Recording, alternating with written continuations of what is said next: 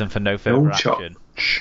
Player runs to make a contact on opponent after ball is kicked, displaying legitimate tackle approach. Player makes contact with shoulder on shoulder of opponent. Player's arm is not tucked into position in which to shoulder charge. Player and opponent clash heads. On-field penalty sufficient. Decision no charge. So there you go. That's the grub is Theo Farge. Oof. Lifts opponent into difficult position. Grade A charge. No match penalty notice for him. So he got away with it. Did Theo Farge? The absolute grub. Disgraceful from the Saints halfback.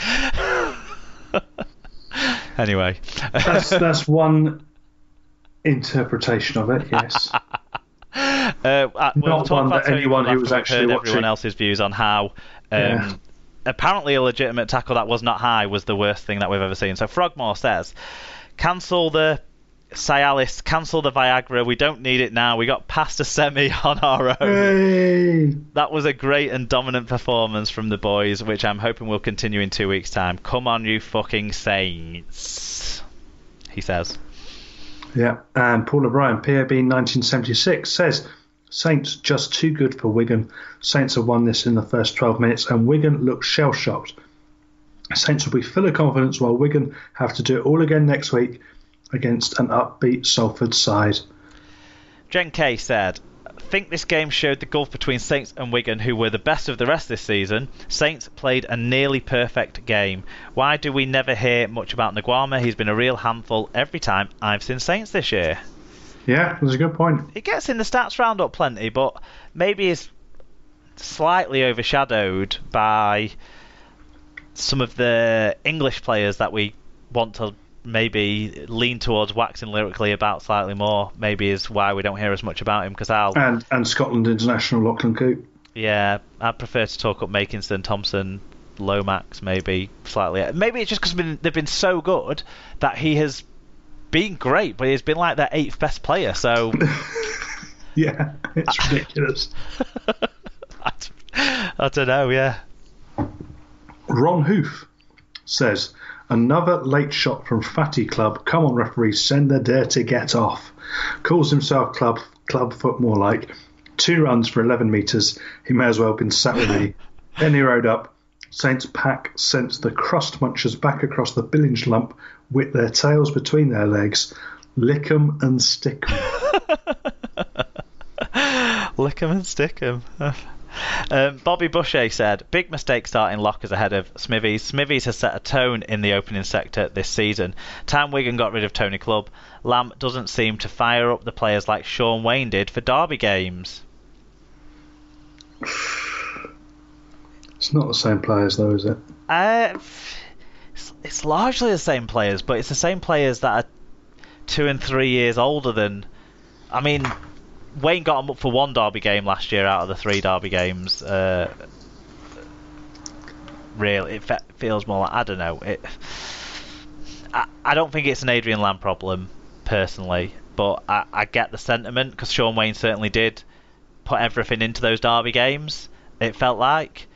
Yeah. And we had such a great record until his last season under Sean Wayne. We won every Good Friday from when he was assistant to his last Good Friday, for example. So, you look at the outcomes, but is that as much that Saints weren't quite as good until last year? There's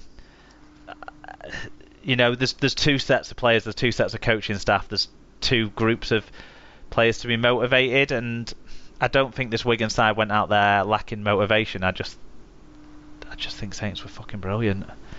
I don't know. I don't know what different Sean Wayne would have been able to do in terms of motivation for this game. Anyway. Yeah. I think you need a bit of a job to get people to play any better than that. But equally, I think we talked about this earlier off air. This isn't a game about how badly Wigan played. This is Saints at 100%, or even not even 100%, but it's their game, and they were. There was going to be few sides that could really compete with them on this form. Yeah, St David probably says all of that, does he? Yeah, wow, best half of rugby Saints have put together since 2006. Brian Noble said it was like watching an NRL team, and I agree. Pace, power and accuracy with and without the ball. Great performance across the whole team. Can we repeat that in the final? I hope so. Onwards to OT, the operating theatre. Oh, that's Sean Lachlan. Bring it home, Coys. And Tom Andrews said, show of dominance from Saints. Anyone will do well to beat them in the final, but we've said that before. Funny to see everyone kicking off over Tony Clubb again. Where people should be kicking off over is his awful stats. 2 carries and 11 metres for a prop, or even a water carrier, is piss poor. Yeah, those numbers from Tony Clubb are bad. Everyone fired up because... I think because of the way Lachlan Coote fell out of that collision more than anything else. It was marginally late. I've not watched it back. I've not put myself through that. So you might know more, and you guys who saw it on TV might have a bit of a better sense of how unjust that tackle was. It was slightly late. I have to say, it certainly deserving of a penalty. But to me, that was the only thing that was up with it. That it was slightly late. It should have been put in that sort of effort to get to Lachlan Coote and physically intimidate him in the 4th minute rather than in the 65th minute is my objection to the tackle. Otherwise, everyone talks about bring back the biff and wanting some physical stuff, and we don't want nasty, dangerous stuff, but I think this was just a little bit late from a prop forward trying to put pressure on a ball player. Everyone wants a physical game, don't we? We don't want a soft game. I don't think this one was dirty. The one on Jackson Hastings last week, totally, it was dirty. It was an unnecessary niggly grubby hit. This one was in the act of playing the game. It just came 60 minutes later than it should have done for me. Yeah, and certainly watching it at full speed, I didn't really notice it. And it was until it wasn't really the second view that I was sort of thinking, not quite as good, but it just looked to me like it was a robust tackle more than anything, and it was on the late side, but it was late. It was late when it was slowed down. It was clear it was late. There was a suggestion of shoulderiness because the arm only swung around late, so I've got no objection with that. It wasn't high. There was an element of carelessness to it. An on-field penalty was definitely warranted from that. But yeah, his stats with the ball, he wasn't the only one. Wigan's middle unit forwards put together performed worse than Luke Thompson did from a statistical point of view, and it was because of how good Saints were. It was because Wigan's forwards were constantly getting bumped off tackles by a far superior pack of forwards on the night, and Wigan never got in the race because of it. Yeah, it's hard to, when you're facing an opponent of that, it's the speed for me with Saints. When you're defending against someone who's that much quicker than you in terms of how they recycle the ball, how they get the ball back into their attackers, it's that second defensive positioning that you just don't get, and that's where you start to lose your shape. That's where you start to lose your sense of where you are on the field. That's when you start to do silly things like misreads and things like that, because when the play the ball comes, take short you should be set. Dummy runners almost on purpose in a way. Exactly, and because you don't get that time to look around and go, right, who's my man? Where am I? Where's the touchline? Where's the ball coming? You don't get that speed of thought if they're coming at you that quickly. You lose that, and then you end up you've lost your defence. Pace, power, and accuracy, like David said. Yeah, but they're coming at you that quickly. And they've got that many. I mean, we sort of talked about it in the Kevin Nagama chat, that they've got that many weapons on that pitch that could carve you apart. It's hard to know who to double up on. It's relentless. They were winning I've never seen Mark Percival play so physically. He puts his, he does run hard into contact a lot, and he manages to bounce off the odd contact as well with that. But in this game, he was doing it in defence as well. Look. They didn't lose much when Walmsley went off, because LMS had one of his best games for some time. Watching it unfold in front of me, all I could keep thinking is Wigan here have not been good, but most Wigan players were 6 or 7 out of 10. There was I can't think of any that were really 1 or 2 out of 10, 3 out of 10. I certainly can't challenge the effort of any of them. They were just knackered because they were getting so run down by an unbelievable team where everyone was 9 or 10 out of 10 for St Helens. Maybe 1 or 2 8 out of 10s, maybe. But they were just seriously fantastic. Luke Thompson was incredible. When he came off for Saints in front of the Wigan end, and I clapped him all the way around to the bench because he was just that good.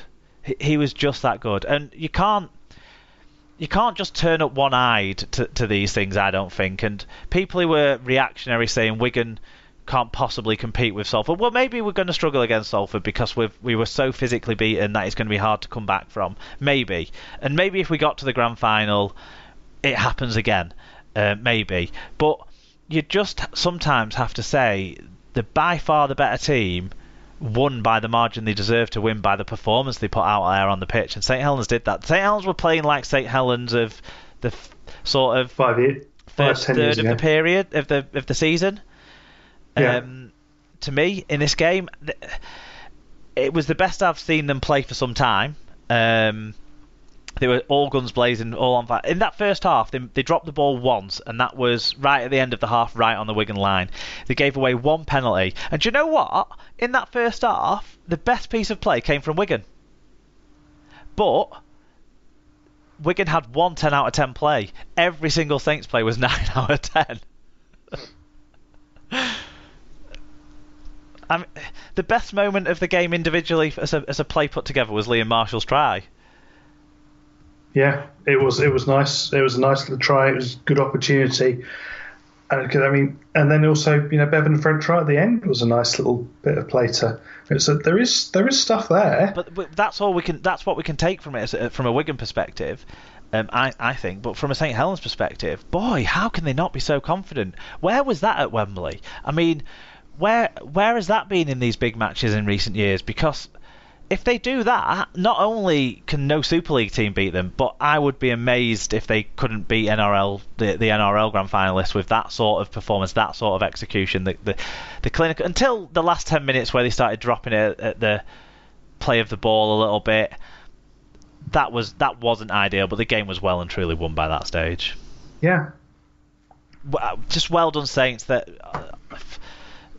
at half time, I think some of the Wigan fans were mumbling or booing or whatever. I was clapping because I was clapping Saints off. I don't want Saints to win anything ever. I really don't. But if they're going to win, you want to watch them do that to you. It wouldn't be right for this competition this year if that side don't go and do that again in the grand final. If they don't deserve to win the grand final, don't get me wrong, but they should. And if they do, it'd be a great celebration of a fantastic team. And then, Jackson Hastings will be downgrading next year if they don't. Yeah, of course. Going to the biggest club in the world is always a downward step for anyone. You mean he's going to Leeds now? He's backflipped. I'm pretty sure if you went to Australia, more people have heard of Wigan Warriors than Leeds Rhinos. But we'll move on. Stat line of the week. I'll give to Tommy Makinson for 224 metres. I didn't feel like he even did that much in the game. Yeah, he didn't really. He only cropped up a few times, but he didn't beat Burgess to any of the balls. He didn't really impose himself on them, but he just obviously clears their line so well, so quickly, so effectively that it sets up everything else that rolls off the back of it if you're not able to control the ruck speed. And Wigan was so tired at times from having to try and control the ruck speed all the time. Every bounce of the ball that looked like maybe Wigan could earn a sliver of advantage from that collision, Saints still won the contact, still won the impact. They were ready for this one. They were primed for this one. They were fantastic. Player of the week for me. So much. and you're going to I'm going to carry on the theme just to rub some extra salt into this wound. But player of the week for me, and I know I go on about him almost every time I'm on, but it's got to be Luke Thompson. Oh, without a doubt. Just fantastic. And I'll tell you what, if he does this again, if he has one of these performances in 2 weeks' time, then I think that's the moment where he's become Luke Thompson in his own right fully, and not just the next James Graham. I think that's the moment